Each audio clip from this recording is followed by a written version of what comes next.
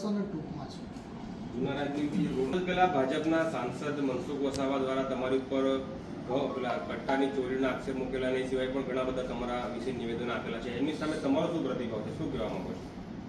મનસુખભાઈ વસાવા એકદમ બોખલાઈ ગયેલા છે અને એ શું બોલે છે, શું કરે છે અને શું કહેવા માંગે છે એ જ એમને પોતે ખબર નથી પડતી. ક્યાંક ને ક્યાંક અમને લાગી રહ્યું છે દિવસે ને દિવસે આમ આદમી પાર્ટીનું કદ વધતું જઈ રહ્યું છે. એના લીધે કદાચ એમનું માનસિક સંતુલન પણ ખોરવાઈ ગયેલું છે એવું લાગે છે. આ મનસુખભાઈ વસાવા જેમનું અહીંયા નાંદોદ વિધાનસભામાં એમનું કોઈ પણ જાતનું કંઈ લાગતું નથી, પણ તેમ છતાં પણ વારંવાર ચૈતરભાઈ વસાવા અને નિરંજનભાઈ વસાવાને ખોટી રીતે ટાર્ગેટ કરી રહ્યા છે. મનસુખભાઈ વસાવા જે તે સમયે અહીંયા આગળ સિવિલ હોસ્પિટલનો મુદ્દો હતો, બીજા ઘણા બધા મુદ્દાઓ પર અમે વારંવાર એમને ટાર્ગેટ કરતા આવીએ છીએ. તો અમે એમને ભારતીય જનતા પાર્ટીમાં જે વખતે હતા તેમણે કીધું હતું કે તમે અહીંયા આગળ ચંચુપાત ના કરશો. એના લીધે એમણે અમને આ નિરંજન વસાવાને ખોટી રીતે એમને સસ્પેન્ડ કર્યા હતા. સરપંચ પરિષદ તે વખતે અમે ખૂબ મોટા પ્રમાણમાં ચલાવતા હતા એના લીધે.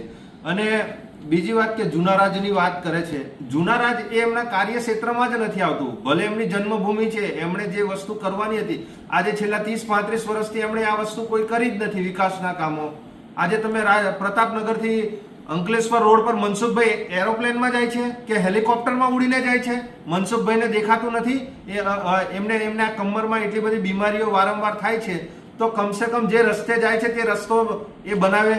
આજે એ રસ્તાની કેટલી ખરાબ પરિસ્થિતિ છે. 30-35 વર્ષથી સાંસદ છે, આજે રાજપાડીથી નેત્રંગવાડા રસ્તાની તમે પરિસ્થિતિ જુઓ. અરે એમના કાર્યક્ષેત્રમાં આવતા તમામ રસ્તાઓ એટલા જર્જરિત ને એટલા બધા ખરાબ છે, પણ તેમ છતાં આ મનસુખભાઈ વસાવા કશું બોલતા નથી. અને મેં એવું કહું છું, વાગરા છે, જંબુસર છે, આમોદ છે, એ બાજુના વિસ્તારો પર આ મનસુખભાઈ કેમ નથી જતા? કેમ કે ત્યાંના ધારાસભ્ય, ત્યાંના સંગઠન એમને કોઈ પૂછતા નથી. એના લીધે મનસુખભાઈ વસાવા ફક્ત ચૈતરભાઈ વસાવા અને નિરંજનભાઈ વસાવા શું કરી રહ્યા છે, નાંદોદમાં આવીને અહીંયા ગાડી કમલમમાં બેસી અથવા તો એમના ઘરે બેસીને ફાંકા ફોજદારી કરવાનું બંધ કરો. તમને અહીંયા ભારતીય જનતા પાર્ટીએ છેલ્લા 35 વર્ષથી ચૂંટાડીને સત્તા પર બેસાડ્યા છે. તમે મંત્રી પણ બની ચૂકેલા છો, પણ તેમ છતાં તમારાથી કોઈ કામો નથી થતા. તમે પોતે જે સાંસદની ગ્રાન્ટ આવે છે એ પણ દર વર્ષે તમે ત્યાં ગાડી જમા કરી દો છો. તમે વિકાસ કરો અને પ્રજાના ઘણા બધા પ્રશ્નો છે એનું નિરાકરણ લાવો. ચૈતરભાઈ વસાવા અને નિરંજનભાઈ વસાવા એમની જે જવાબદારી છે, એમની વફાદારી પૂર્વક એમનું સંપૂર્ણપણે એ કામ કરી જ રહ્યા છે અને પ્રજાને જાગૃત કરે છે, નહીં કે તમારી જેવા ગોલ ગોલ ફેરવી અને પ્રજાને ગેરમાર્ગે દોરી અને ભમરાવાનું કામ કરે છે. પેલી જે એમણે અનાજની વાત કરી છે કે ગાડી તમે લઈને આવતા તમે અનાજ તેથી ભરી લીધું હતું, એના વિશે તમે શું કહેશો? મુદ્દા વિશે એ વાત એકદમ પાયા વિહોણી છે. ત્યાં ગાડી એક્સિડન્ટ થયું હતું, ગાડી પલટી થઈ ગઈ હતી. સ્વાભાવિક છે કે અમે ત્યાંથી આવતા હતા તો ત્યાં ગાડી અમે ઊભા રહ્યા, બરાબર. ત્યાં ગાડી બીજા લોકો જે આમ તેમ રફાદફી કરતા હતા તો અમે ત્યાં ગાડી ઊભા રહ્યા. મનસુખભાઈ પાસે પુરાવા હોય તો અમને જનતા સમક્ષ મૂકે. એટલે મનસુખભાઈ વસાવા પાસે નિરંજનભાઈ વસાવા અને ચૈતરભાઈ વસાવા વિશે બીજા કોઈ મુદ્દા છે નથી. એટલે આ તો 2014-15ની વાત છે, જ્યારે અમે ભારતીય જનતા પાર્ટીમાં હતા ત્યારે. એ વાત આજે 10 વર્ષ પછી મનસુખભાઈને દેખાય છે. એટલે મનસુખભાઈ પાસે કોઈ મુદ્દા હોતા નથી અને નિરંજનભાઈ વસાવાને અને ચૈતરભાઈ વસાવાને ખોટી રીતે ટાર્ગેટ કરે છે. તમે સાંસદ છો, તમારે જે વિકાસલક્ષી જે કામો કરવાના છે, આજે જર્જરિત શાળાઓ છે, આજે સ્કૂલમાં શિક્ષકો નથી, આજે રોડ રસ્તા ખરાબ છે, આજે હોસ્પિટલોમાં ડોક્ટરો નથી, જે સાધનો નથી, એની ચર્ચા કરો તમે. કેમ કે સરકારમાં તમે છો. ચૈતરભાઈ વસાવાને અમે કાલે અહીંયા ગાડી 50 લાખ રૂપિયા જે 3 પરિવારના જે મજૂર વર્ગના લોકો મરી ગયા એમને ચૈતરભાઈ વસાવા અને અમારી ટીમ અને ત્યાંના લોકો એ આખી રાત ચૈતરભાઈની રાહ જોઈ અને ચૈતરભાઈ સવારે આવીને એમને 50 લાખ રૂપિયા આપે છે. ક્યાં હતા તે વખતે મનસુખભાઈ વસાવા?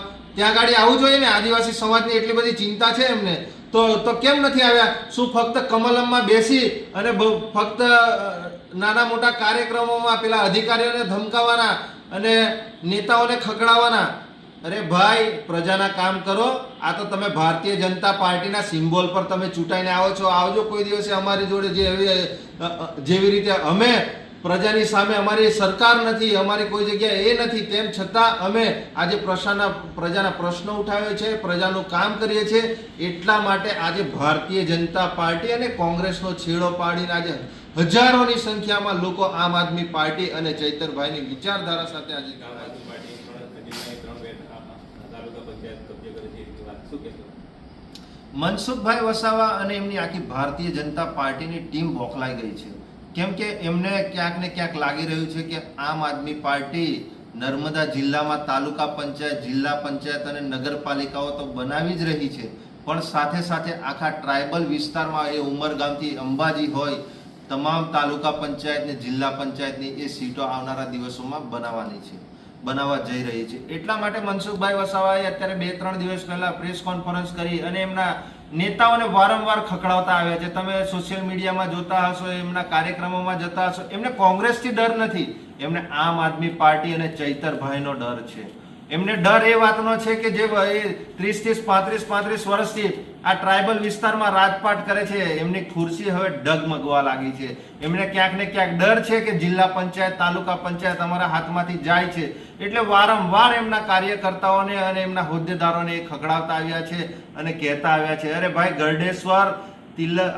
ગરડેશ્વર, તિલકવાડા, નાંદોદ, ચીકદા, ડેડિયાપાડા, સાગબારાની તમામ તાલુકા પંચાયતો આવનારા દિવસોમાં અમે કબજે કરી રહ્યા છે. ઝઘડિયા વિધાનસભા આખી જ અને એની સાથે ઉમરગામથી અંબાજીની તમામ આવનારા દિવસોમાં તમારી સાંસદની ખુરશી પણ અમે છીનવા જઈ રહ્યા છે. એટલે હજુ પણ તમારી પાસે સમય છે કે તમે પ્રજાના કામ કરો, પ્રજાના પ્રશ્નો છે એનું નિરાકરણ લાવો. જો તમે નહીં કરો ને તો ભારતીય જનતા પાર્ટીના સિમ્બોલથી ખાલી સાઈડ પર તમે સ્વયંભૂ લડીને જોજો, તો તમને અમે બતાવશું કે ચૈતર વસાવા અને નિરંજન વસાવા અને એમની ટીમ શું છે.